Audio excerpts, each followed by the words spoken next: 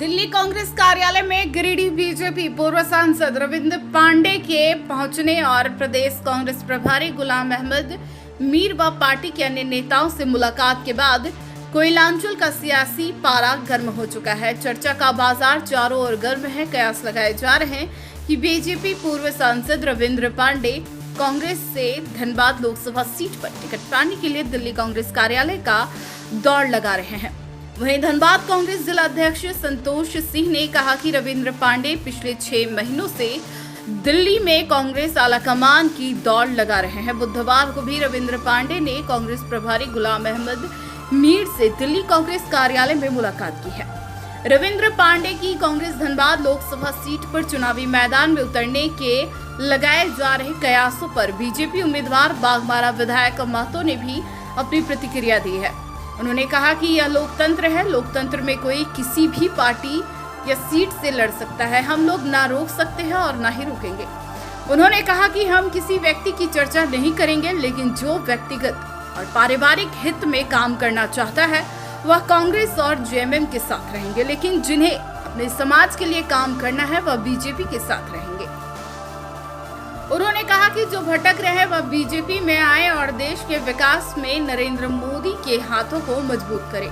पिछले दिनों सांसद समर्थकों ने ढुल्लू महतो को बाहरी बताया था, जिसे लेकर ढुल्लू महतो ने कहा कि जो देश को आगे बढ़ाना चाहते हैं वह जात पात और क्षेत्रवाद की बात ना करे। उन्होंने कहा कि कोई दारू पीकर अगर कुछ बोले तो उस पर निर्णय लेना पार्टी का काम है।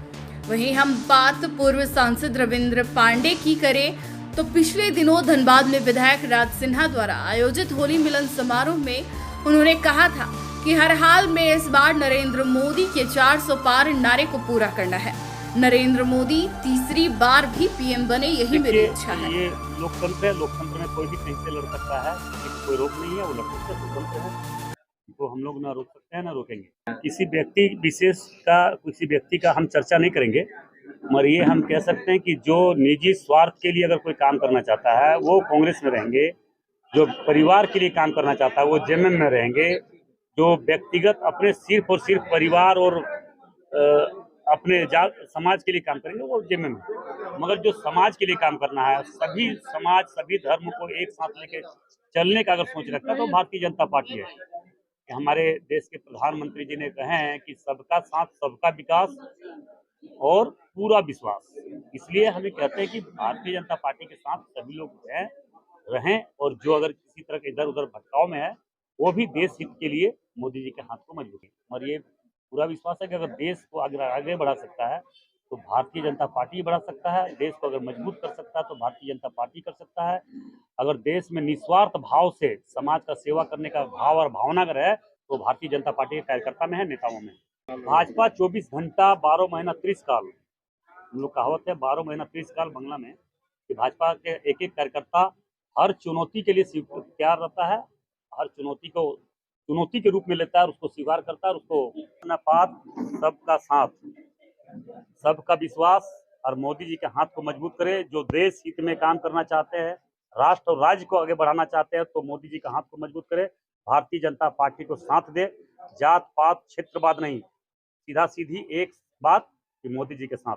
निश्चित तौर पर इसे खास करके धनबाद जिला के लोग तो देख रहे हैं, देखे हैं और देखेंगे कि हम एक मजदूर किसान, एक गरीब घर से उठकर मजदूरों के लिए हमने क्या किया, किसानों के लिए क्या किया, गरीबों के लिए क्या किया, दलितों के लिए क्या किया, शोषितों के लिए क्या किया, ये जनता के नजर के सामने है। और आने वाला समय में भी हमें विश्वास दिलाता है। जो देखिए वैसे लोग को हम टिप्पणी नहीं करेंगे यार, उसको बोलना ही नहीं है। जिसको कोई दारू पी के कोई बोल देना, कोई कुछ करना, तो उसका हम कोई टिप्पणी नहीं करेंगे। ये पार्टी निर्णय लेगी। पार्टी अगर पार्टी कार्यकर्ता इस तरह से अगर किसी तरह का टिप्पणी करता तो पार्टी उसको देख रही है, पार्टी उस पर लोगों पर विचार करेगी। कि ऐसा है कि ये सब निर्णय पार्टी को करना है और मैं बहुत खुश हूँ।